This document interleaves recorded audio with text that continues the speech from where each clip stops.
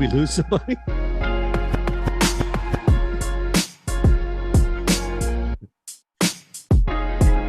Okay, welcome into the Jock Market Strategy Show here on Awesemo. We appreciate you hanging with us for the next half hour as we'll get you ready for two things when it comes to Jock Market. Myself, Greg Ehrenberg, of course, here looking at Thursday night football in its own slate, and then also shifting gears to the weekend because there's a lot of value out there, especially when it comes to tonight. So, Greg, as always, looking forward to breaking down not one, but two bigger slates here in the NFL. And we always have Thursday night football to look at. And really just the explanation of Jock Market. It's not your typical DFS type show here. We have the elements of the market. We have the pre-IPOs. We have so much advantage that you can take once a game is started buying low, selling high. So there's always the extra angle or two when it comes to breaking down slates for Jock Market.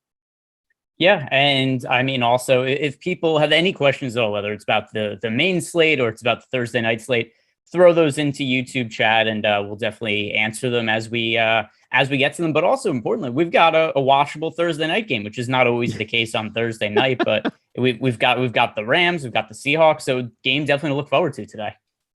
It's a great point. Last week was tough, at least from an entertaining standpoint going into it. It was really hard to think with Cincinnati and Jacksonville that we were going to get many fireworks. Now, there's always value. Somebody's always doing something. But at least here from an aesthetic standpoint, you're 100% correct. We have a good game that we're anticipating. But I think one of the things, too, just to look at from if it's pre-kick IPO to also what could happen once the kickoff happens and once we're deeper into a game, how this plays out. And I think last week and really with these bad games we've had, it's been a little bit easier to kind of pinpoint how a game script or game flow can go.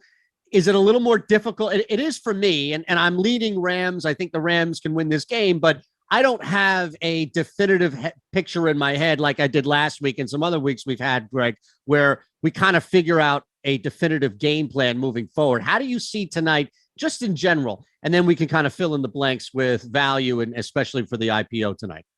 Yeah, I'm thinking it should be a high-scoring game. I think there's going to be a lot of passing involved. From the Seahawks point of view, we currently have Chris Carson out in our projections. He's officially listed as questionable, but a lot of reports are indicating that he's not going to play. So if anybody goes over to the projections we have for Jock Market over on Awesemo.com, notice that one of the reasons you might see like, hey, Alex Collins is projected fairly highly, and there is no projection for Chris Carson. It's because of the idea that right now we're expecting him not to play. But once again, that's not set in stone. It's just one of the issues that exist with any kind of projections is there are situations that are not 100% this way or that way. And you have to make a decision at some point. There is no way to build in the projection like, hey, 40% chance Chris Carson plays. You basically have to say whether he's in or out. So be aware of that when you're looking at this. This is currently assuming the situation that Chris Carson does not play.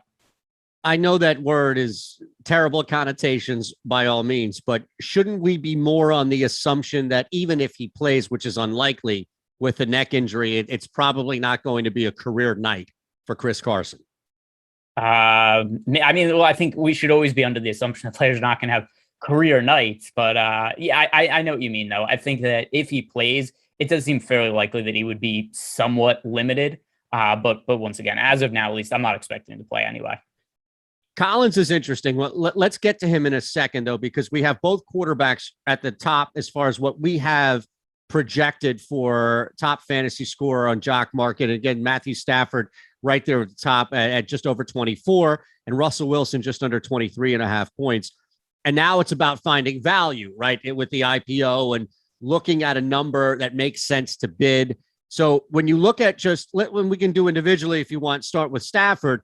Expecting, I think a lot of us are, him to bounce back a little bit crisper, a little bit better throwing the football than we got against Arizona. Clearly the highest projected player as well. Are you in on Matthew Stafford at that value of about $17.55?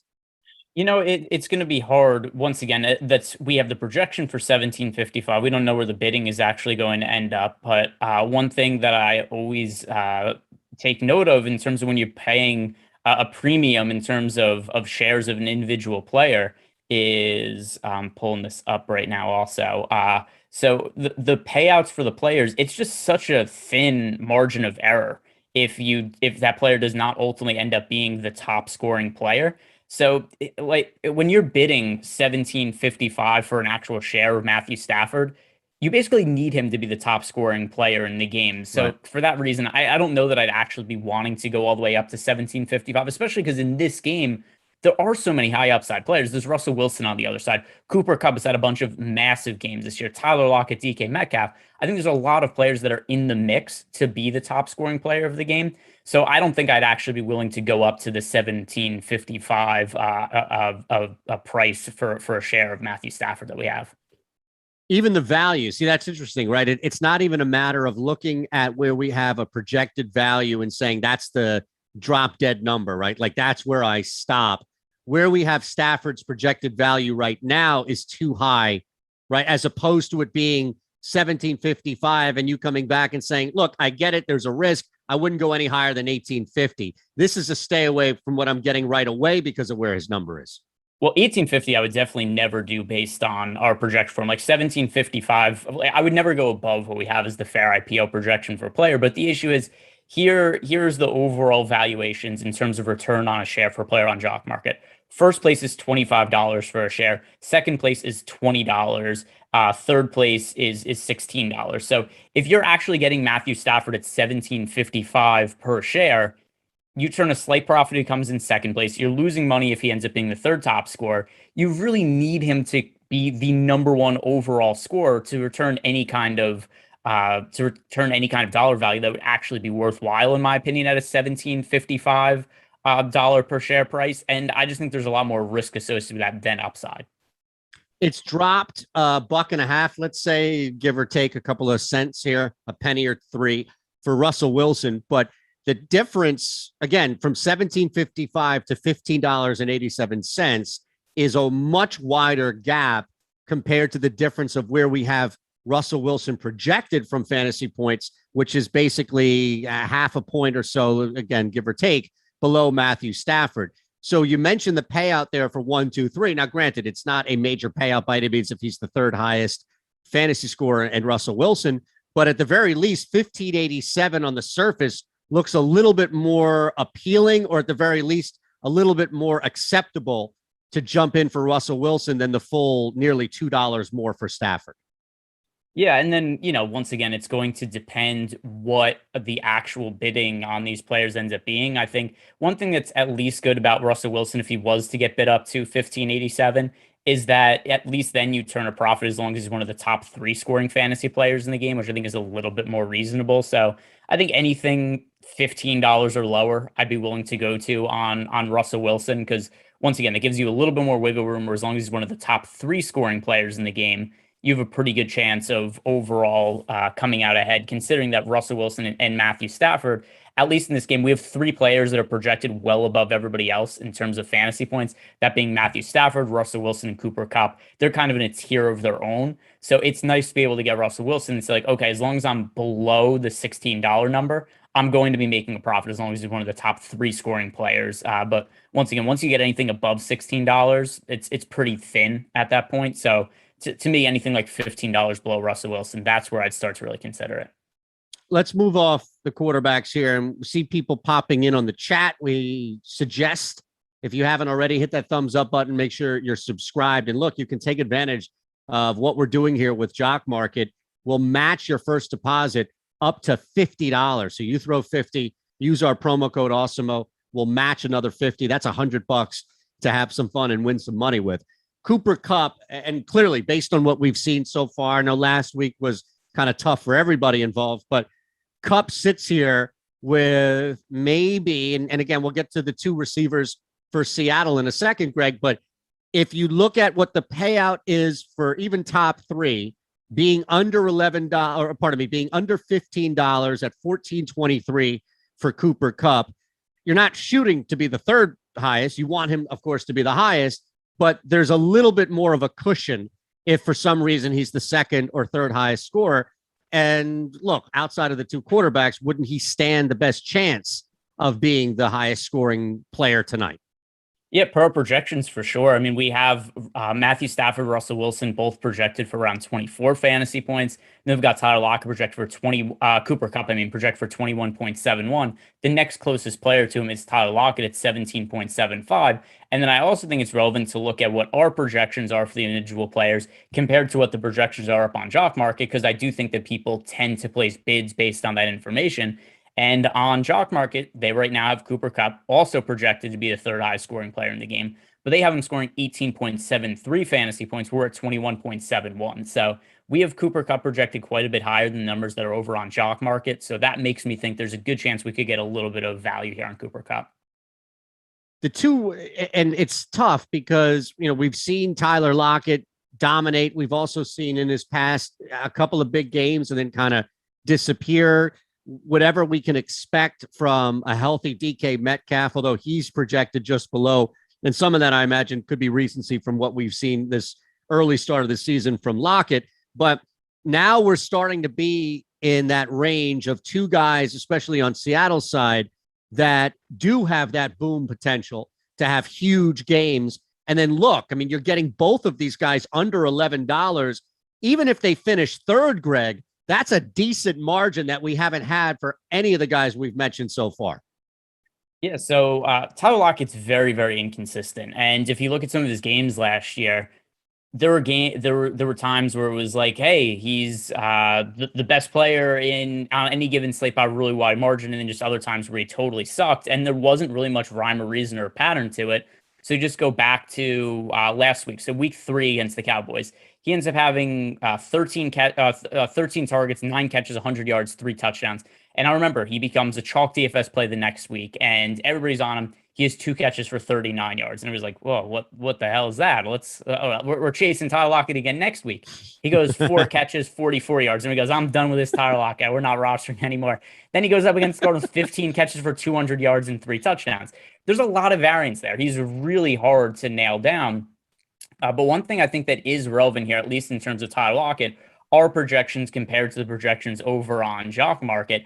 They currently have Tyler Lockett as the 6th overall ranked player. They have DK Metcalf 4. We have Tyler Lockett 4, DK Metcalf 5. So just considering that information, I think it makes more sense to probably place bids on Tyler Lockett than it does DK Metcalf. There's a whole lot of variance there, but I actually think Tyler Lockett, there's a pretty good chance that he could be the number 1 overall scoring player in this game, just based on some of those box scores seen from him in the past.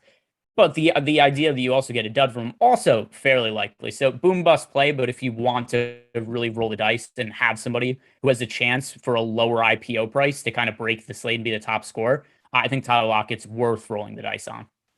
Do you think there's going to be any real in-game opportunity? And maybe it's just a matter of not only if Seattle is down, but also a scenario where, let's say the other one. So if it's DK Metcalf that you're looking at, and now Lockett here has this big first half, or Metcalf on the other hand, do you think that there is in-game value to take advantage of either of these receivers who may not be a big key reason why their team is performing, or simply that Seattle is down, let's say 10 points or so at the half?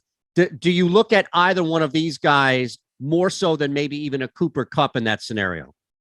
So here's how I would look at it if we're looking at it through that lens. Tyler Lockett and DK Metcalf are very negatively correlated. There's very few games where both of them go off and have big nights. It's generally one or the other. And typically it is one or the other. Like, there aren't very many days where Tyler Lockett and DK Metcalf both have duds. But at the same point in time, there aren't games where it's like, hey, look, Tyler Lockett had 120 yards and a touchdown. DK Metcalf had 110 yards and 2 touchdowns. It's usually one or the other, and we find out kind of early in these games who Russell Wilson is locking onto or what the game plan is for any given day. So if you start to see Tyler Lockett getting early targets or DK Metcalf getting early targets and the other guy isn't involved in the game plan, there's a pretty good chance that's what it's going to look like for the rest of the game. So I think that is something to pay attention to, where if you're seeing a lot of these targets go to one of these guys, even if the production isn't there yet, it would make sense to buy on them in game. All right, a couple of guys we'll hit on tonight and then move to the weekend slate here. Again, this is, I think, part of how you see this game play out. If you like the Rams, if you like maybe a little bit of a counter game script, or just the fact that LA is up, Henderson is definitely healthy enough to take on a workload here.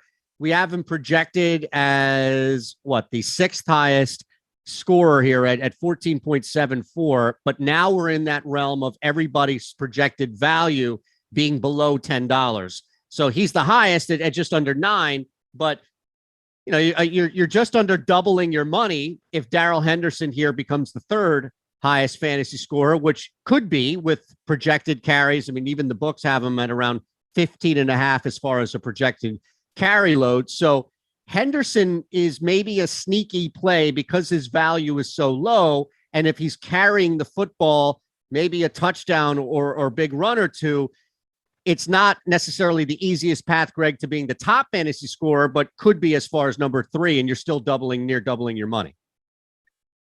So I think he's going to ultimately probably end up going overbid on Jock Market. If you look at where he's projected compared to other players, Jock Market has him at 17.2 fantasy points. That's more than Tyler Lockett. That's more than Robert Woods. It's about the same as DK Metcalf. It's only a fantasy point less than Cooper Kupp. So with that in mind, I expect Darrell Henderson to ultimately get bids somewhere in the same neighborhood as Cooper Kupp, probably similarly Wow. to guys like Tyler Lockett or DK Metcalf also, just assuming that people are going to go based on those projections there. So I'm going to look at generally, and it's always hard to know what the actual IPO bidding is going to be ahead of time, but I'm generally going to compare what our projections are relative to the ones on Jock Market and think, hey, anybody that we have projected for more fantasy points, chances are that's a pretty good player to want to bid on. If there's somebody we've projected for way less fantasy points than what they have on Jock Market, a la Darrell Henderson here, then it's somebody I would not want to be on.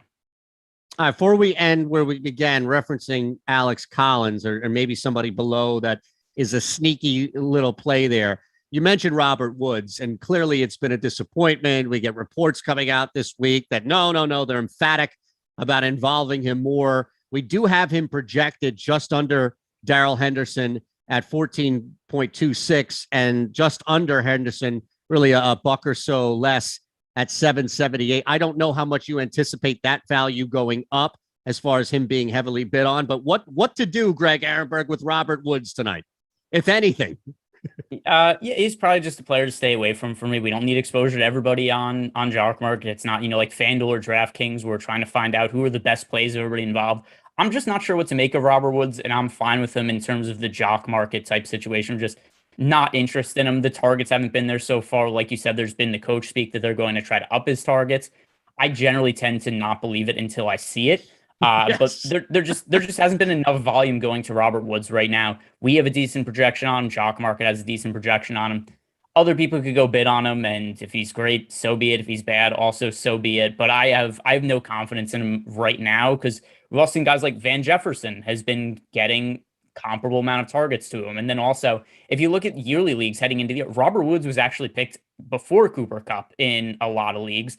And a lot of people thought Robert Woods was going to be the number one wide receiver for the Rams this year. And obviously, that's not been the case so far. But does that mean that's going to be the same situation going forward?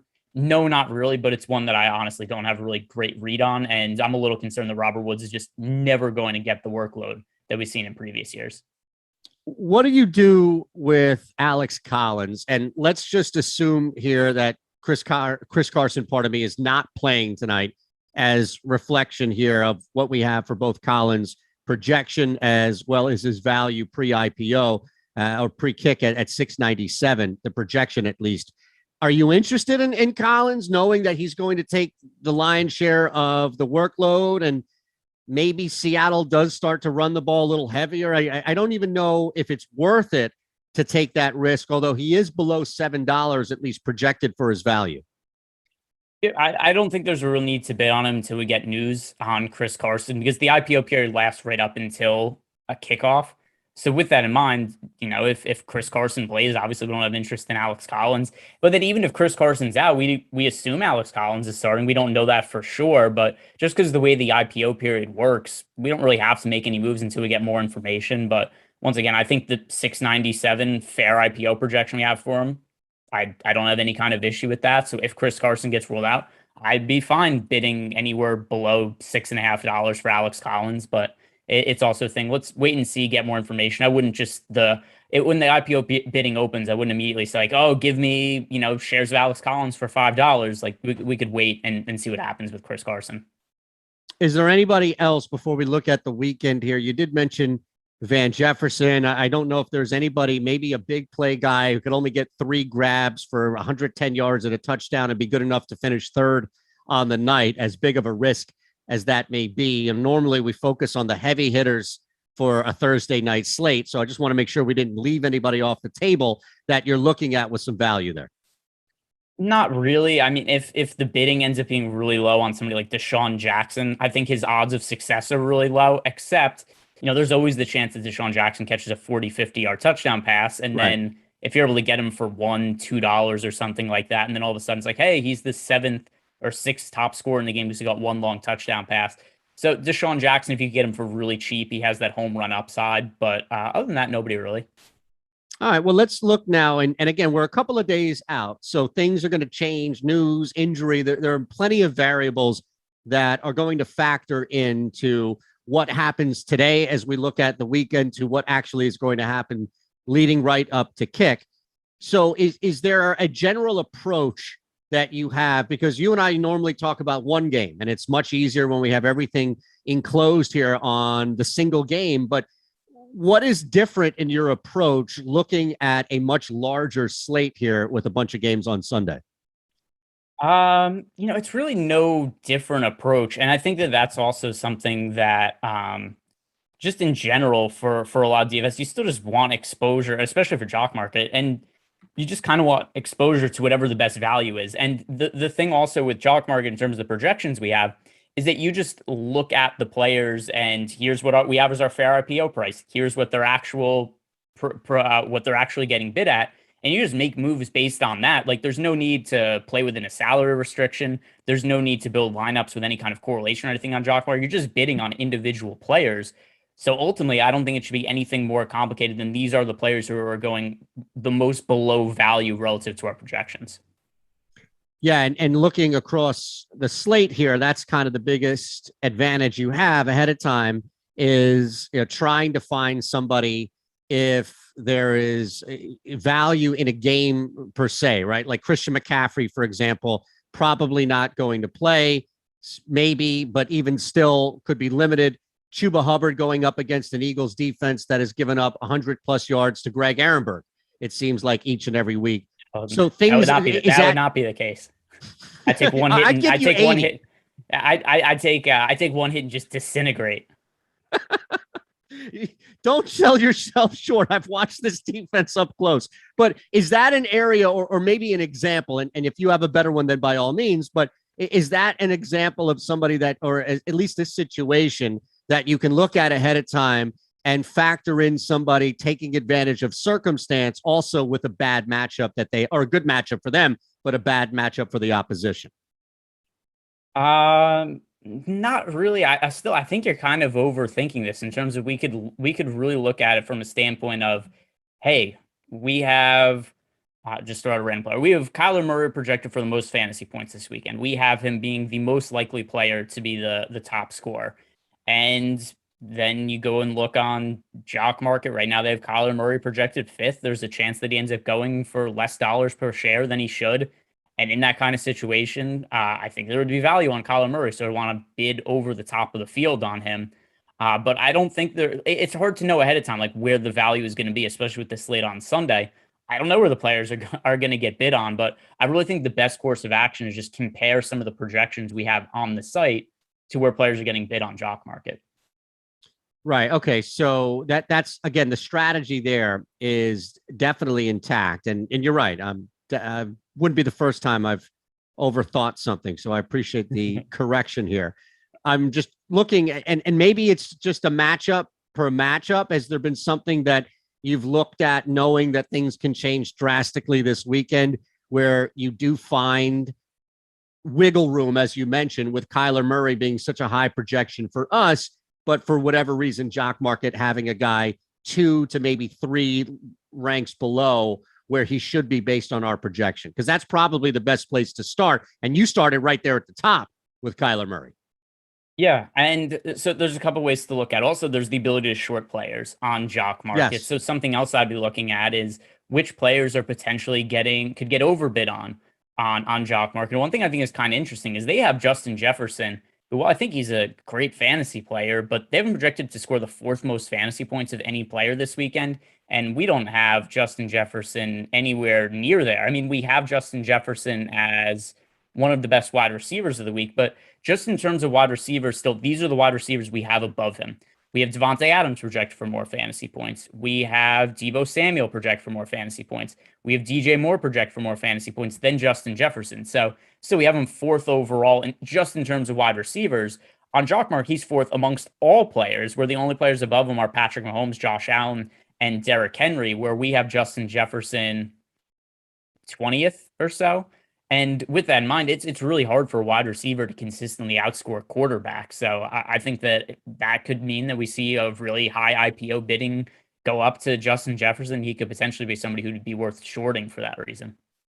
Yeah, that's a great point about shorting, especially as we're a couple of days out to try and take advantage of that and looking at least where Jock Market has, top projection guys. You mentioned Jefferson being fourth, Murray being fifth. What about someone like Derrick Henry? I mean, clearly we know what happened last week was an absolute disgrace. Whether or not they are fully healthy with the wide receiver position, you're taking on Jacksonville. Jacksonville is in total disarray, you would think, with what's happening with Urban Meyer.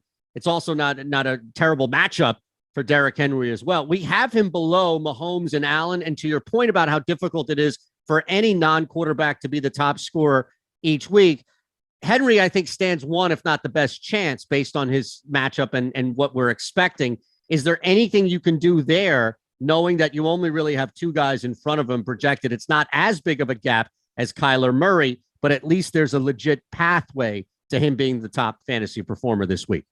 Yeah, it's still, though, and once again, kind of projecting out where I think some of these players could end up being bid on. It still seems like it could be a thin spot for him just because we have him currently projected to be the, fifth overall scorer on the fantasy slate. And there's a lot of players really closely grouped together. On Jock Market, they currently have him third, project for 25.33 fantasy points. We have him significantly lower that in terms of his projection this week. But the other issue, too, in terms of players that are projected around him, we have Derrick Henry, Alvin Kamara, Jalen Hurts, Christian McCaffrey, Daniel Jones, Derek Carr, Justin Herbert, Dak Prescott, Devontae Adams. A lot of these players are really close to each other.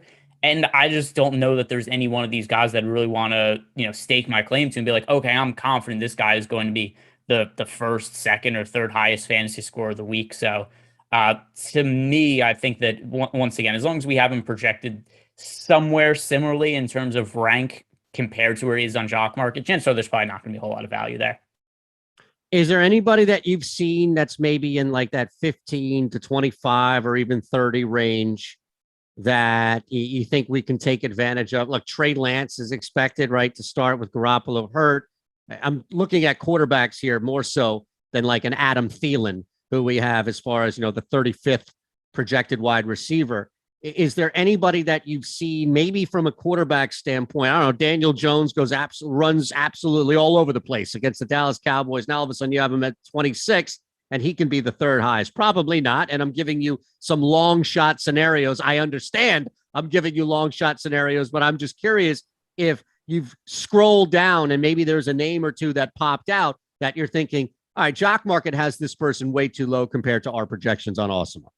Yeah, Christian McCaffrey for me. And there's a couple reasons why. First of all, he's Christian McCaffrey. I think everybody knows when Christian McCaffrey is healthy, when Christian McCaffrey is healthy, all of us are going to consider him to be the best overall fantasy player in football.